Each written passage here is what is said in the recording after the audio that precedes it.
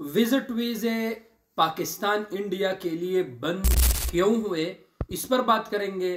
इसके अलावा सऊदी अरब आने वाले उम्र ज़ायरीन के साथ एक बहुत बड़ा फ्रॉड तब हुआ जब वो सऊदी अरब पहुंचे और उनको गिरफ्तार किया गया और उनको उम्र कैद की सजा सुनाई गई। ये स्टोरी आज के वीडियो में आप दोस्तों के साथ शेयर करेंगे। अस्सलाम वालेकुम वरहमतुल्लाहि वबरकातुहू। दोस्तों, उम्मीद है कि आप सब खैरियत से होंगे। सबसे पहले तो नबी करीम सल्लल्लाहु अलैहि वसल्लम पर दुरूद व सलाम। अल्लाहुम्मा सल्लि अला सय्यिदिना व नबियिना मुहम्मदिन कमा सल्लैता अला इब्राहीम व अला आलि इब्राहीम इन्नका हमीदुम मजीद। अल्लाहुम्मा बारिक अला मुहम्मद व अला आलि मुहम्मदिन कमा बारकता अला इब्राहीम व अला आलि इब्राहीम इन्नका हमीदुम मजीद। दोस्तों, आप दोस्तों ने वीडियो पूरा देखना है। जो दोस्त विजिट वीजे वाले हैं या सऊदी अरब आना चाहते हैं आने वाले वक्तों में विजिट वीजे पे, मल्टीपल विजिट वीजे, ये वीडियो आपने लास्ट तक लाजिमी देखना है। और जो लोग फ्री उम्र की ऑफर करते हैं, ये वीडियो उनके लिए भी है। देखिए दोस्तों, सऊदी अरब ने आज से 3-4 दिन पहले मल्टीपल विजिट वीजे, फैमिली विजिट वीजों पर पाबंदी लगाए हैं और इसमें 14 ममालिक समेत पाकिस्तान भी शामिल है।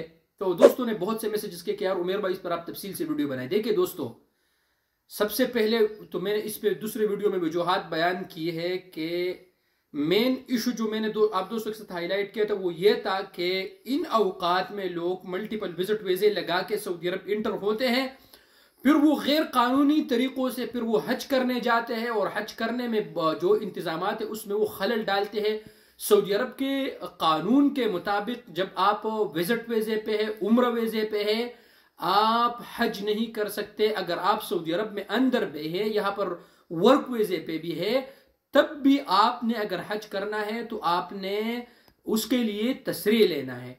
तो मेरे अंदाजे के मुताबिक इंशाल्लाह ईद के बाद ये मसला हल हो जाएगा। ऐसा नहीं है कि परमानेंट ये बंद होगा, ये हल हो जाएगा इंशाल्लाह ताला। अब आते हैं इसमें एक मसला है कि जिन दोस्तों के वीजे ऑलरेडी लग चुके हैं, फिंगर उनके हो चुके हैं, उनके लिए कोई मसला होगा कि नहीं? नहीं भाई, जिनके वीजे ऑलरेडी पाकिस्तान में इस वक्त मल्टीपल विजिट वीजे लग चुके हैं इस ऐलान से पहले और उन लोगों ने सफर नहीं किया, तो उन लोगों के लिए कोई इशू नहीं है। वो भाई जिनके वो अभी आने के ख्वाहिशमंद है, तो उन भाइयों के लिए मैं आप दोस्तों को बताता चलूं कि अगर आप सिस्टम में भी जाके चेक करें तो आपको सिर्फ 30 दिन का वीजा इशू होगा, उससे ज्यादा नहीं होगा। तो दोस्तों, अब अगर आपने इसके लिए अपने फैमिली को बुलाना है या किसी दोस्त को बुलाना है तो सब्र करें ईद तक। जैसे ही हज खत्म हो जाएगा इंशाल्लाह ताला, उसके बाद अपने फैमिली को बुलाए। तो ये इंशाल्लाह परमानेंट नहीं होगा बिइज़्निल्लाह ताला। ये ईद के बाद इंशाल्लाह ताला ये मसला मेरे अंदाजे के मुताबिक जो है ये हज के बाद ये खत्म हो जाएगा इंशाल्लाह।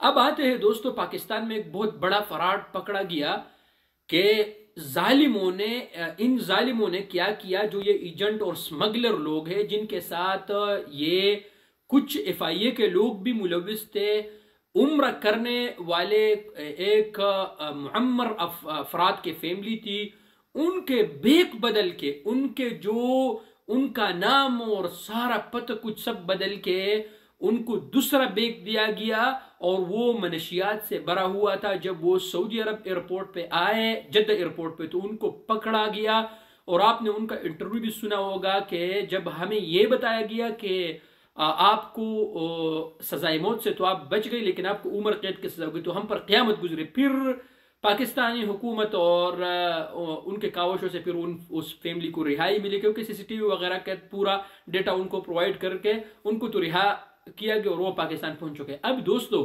जो भी आपको फ्री उम्रे के ऑफर देते हैं कि हम आपको उम्र पे भेजेंगे, हमारे सामान साथ में लेके जाइएगा, तो कभी अपने भाई का सामान भी नहीं लेके आइए।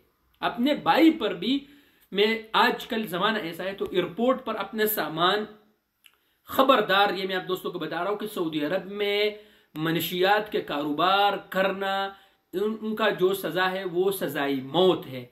यहां बेचना या लेके आना ये अर्जुल हरमैन है।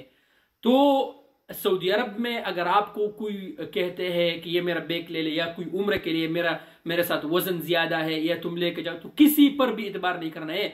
मैं तो आपको कहता हूं कि किसी का जो अगर आपको दवाई का जो डब्बा दे रहे तो वो भी किसी का नहीं लेके आना, यकीन नहीं करना। जब आप सफर करते हैं सऊदी अरब के लिए, उम्र के लिए आते हैं, हज के लिए आते हैं, वर्क वीजे के लिए, तो अपना जो घर से अपना निकाला हुआ बैग है उनको जो है ना उनको लॉक लगाइए, फिर एयरपोर्ट पे उसको प्लास्टिक चढ़ाइए ताकि जो है ना आपका सामान महफूज हो, फिर यहाँ पर आपको कोई मसला ना हो। तो दोस्तों इस बात का आप लोग बहुत एहतियात करें, क्योंकि सऊदी अरब में मनशियात के इसके लिए कोई भी माफ़ी नहीं है। और अगर आपको भी इस तरह के कोई लोग नजर आए तो फौरन हुकूमत को मतला करिए। अल्लाह पाक का पाक सरजमीन है, यहाँ पर इस तरह के कारोबार करना जायज़ नहीं है। तो अल्लाह ताला इस तरह के लोगों को हिदायत दे, और सऊदी अरब आते वक्त बहुत एहतियात करें, किसी पर यकीन मत करें, न किसी का बैग लाइए न किसी का सामान लाइए, अपना सामान पैक करके आइए ताकि आपको कोई मसला न हो। तो ये तो दोस्तों आज का वीडियो, उम्मीद है कि आप दोस्तों को मेरा वीडियो पसंद आया होगा। वीडियो पसंद आए तो यूट्यूब चैनल को जरूर सब्सक्राइब कर ले और वीडियो को जरूर दोस्तों के साथ शेयर कीजिएगा। शुक्रिया।